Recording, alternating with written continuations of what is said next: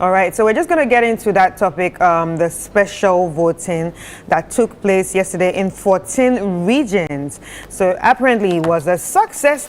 So we're going to be looking at Daily Guide. Daily Guide has the article here, 2024 election, special voting runs smoothly.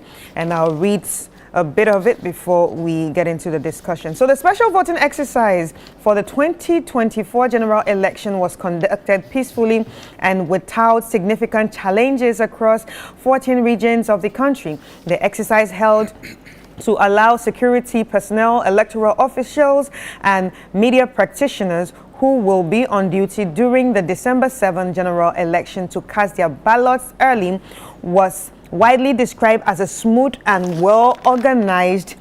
At polling stations nationwide, voting commenced promptly at 7 a.m. with officials ensuring that the process ran efficiently. Measures were in place to prevent delays, including adequate deployment of voting materials and personnel. So it goes on to state how it went in Accra, Sunyani, Kumasi, and Tamale. And it's on page 3. If you're wondering where I'm reading from, it starts on page 1 and to page 3 of the Daily Guide. Well, gentlemen, you have heard it. So let's just get straight into it. So what does the smooth conduct of this special voting say about the upcoming election? What are your thoughts on that? Yeah, good morning to our viewers. Yeah. I think by and large things went smoothly, and we should commend whoever was involved to ensure that at least we had a very, smooth process. However, these are, let's say, specialized group of people. The law enforcement, the media. Yeah, and then media, and then people who will be busy, as in state officials who will be busy on the day, on Saturday. So then they had to vote. Yeah. So it's generally, over the years, it's always been orderly. Okay. The scaffold is actually on when it's like, let's say, the mass production. Right. That's when you get to have people storming the area, people trying to jump a queue, people trying to vote or do, all manner, party agents, party, what you call it, So, and then security will step in and say that, listen, we don't want it this way, behave in a certain manner and so on. So, for this ones, it's always been smooth. But we just have to wait for Saturday. Right. However, I noticed that about 2 regions didn't vote. Yes. Which is the Eastern region, Western. And Western region. The explanation hasn't been that clear. So, all that you hear is that somebody was discovered, a worker of a company called Checkpoint, which is one of the companies that did the printing of the and that somebody there was seen holding one of the ballot papers, for which reason they thought that that was tampered with. Basically. Yeah, it was tampered with.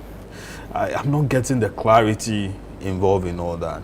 But then the EC has stepped in to say that, listen, let's reprint this whole thing again for the 2 regions. Yeah, because they are both printed in the same place. Yes. So, that is being done. As I yesterday, I spoke to a very good friend of mine whose company is now printing the Eastern and Western. Yeah, printing Western and then half of Eastern. And because they had, they've been involved in the process for all this while. Have state-of-the-art equipment, up to, I'm talking about back press.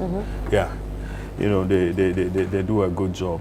Now, there's also another thing that came up, which is that I'm told the person was arrested and he's with the national security people.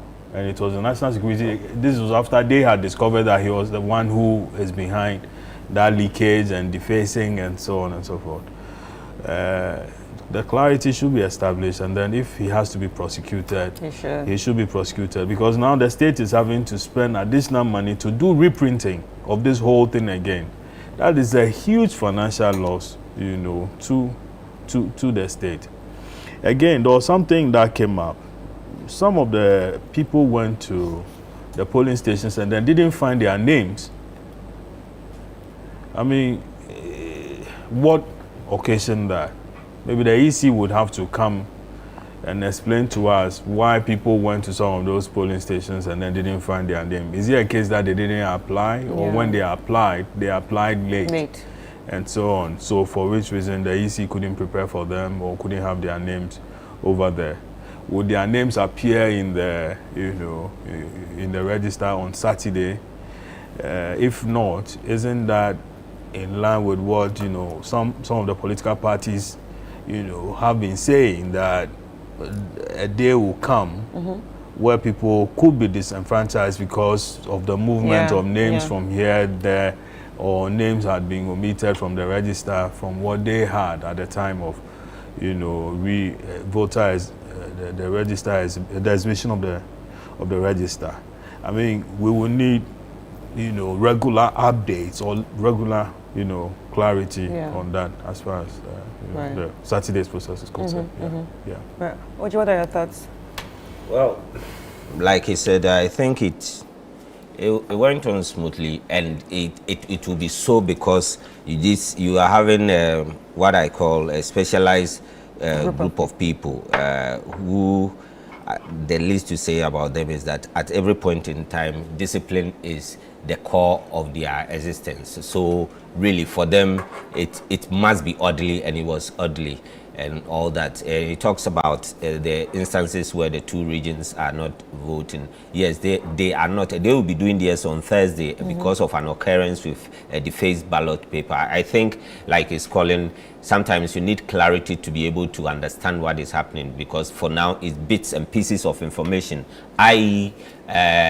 somebody. So the whole reason why the ballot papers had to be withdrawn was because a paper was found with somebody who had defaced it. So what it means is that then the security of the ballot papers had been compromised, and for that matter, everything needed to have been withdrawn, and then we have had to now go to spend another money to reprint. But it's all well and good because of the security. So coming from the point of EC, that is also good.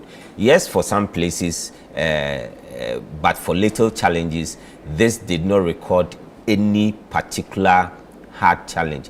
Normally, it's although it's a dress rehearsals, it's not a good mark of seeing what is at stake. But what we hope is that the process must continue this same way on Saturday. Come like this, go vote, and wait until the results are declared, so that we all go and front. Safer to say that there were certain incidences that I thought were totally uncalled for, unnecessary, doesn't paint maturity on the part of the people who participated in such folly. And I call it folly because you just can't understand. There's no word to describe it.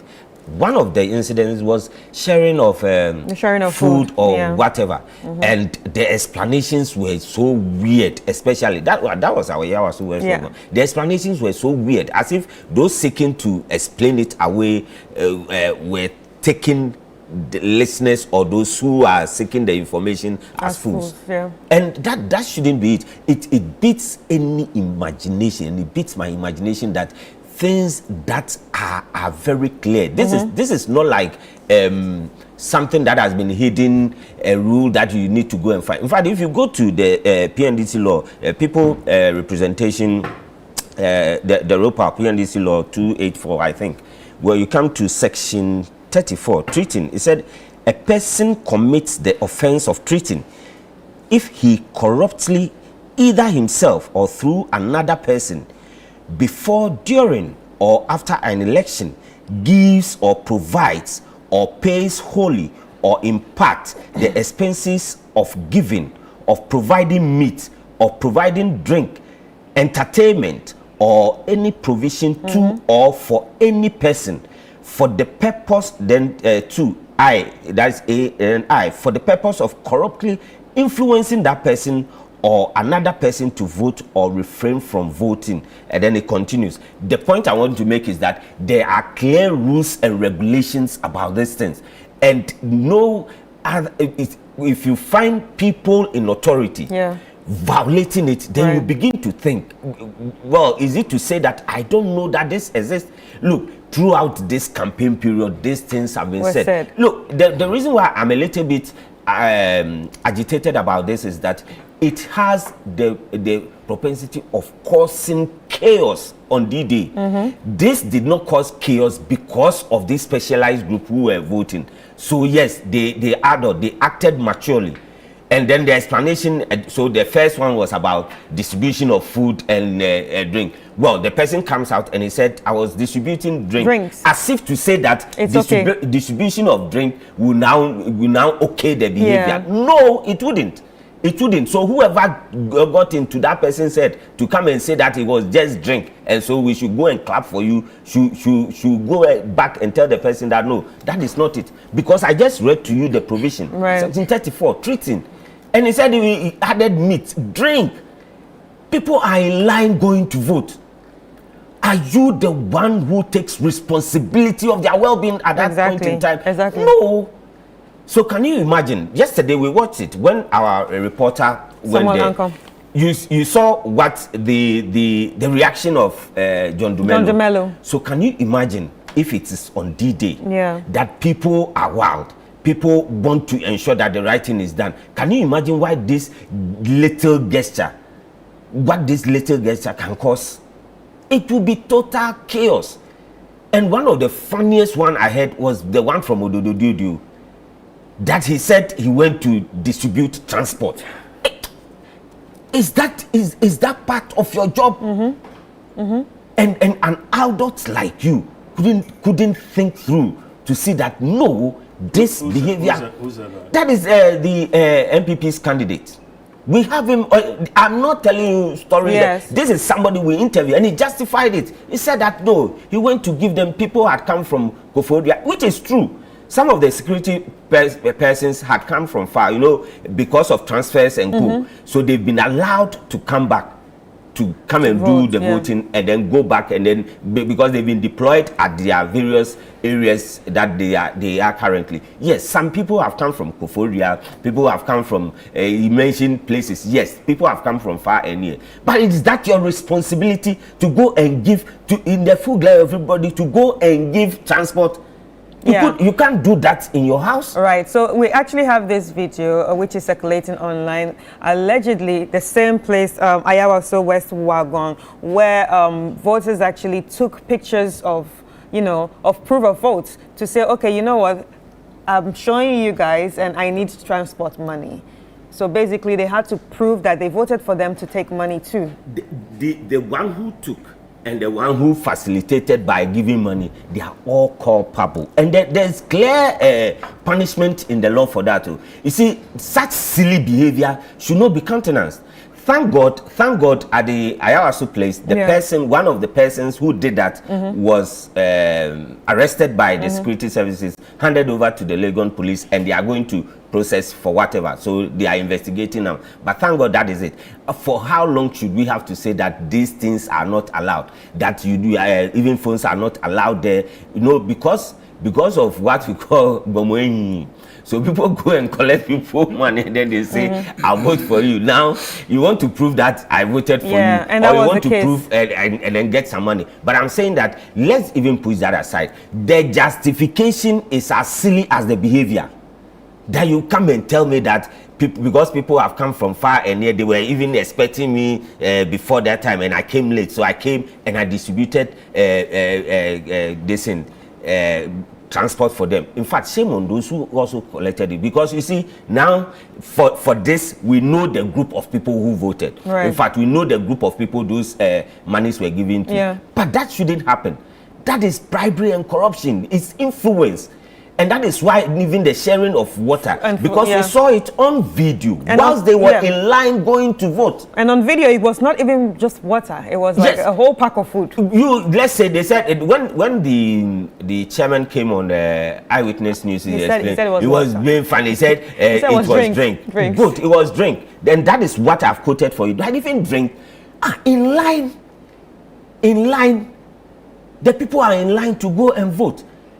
And therefore, even the rules say that you can't even talk to them while they are on the process, in the process of doing it. To the extent that the rules also stipulate that even the presiding officers and election officials there are not supposed to even go beyond the mere function of giving the paper, telling you how to vote, telling you when you do it this way it goes. But when they go beyond and start explaining and directing you to what to do, there's punishment for it. Right. You see, these are the little things. But thankfully, I thank God that with these things have come up, and then we will speak against it. The electoral, everybody will speak against it, and I think an example should be made of that security person or whoever took that picture and was caught. An example should be made of him, so that on D-Day people will take cue from that, so they will not do such silly things. But please, politicians, I'm pleading with you. We all want a very smooth process. We all want a very peaceful process. Don't how do I call it? Don't intentionally engage in acts which you know can bring confusion.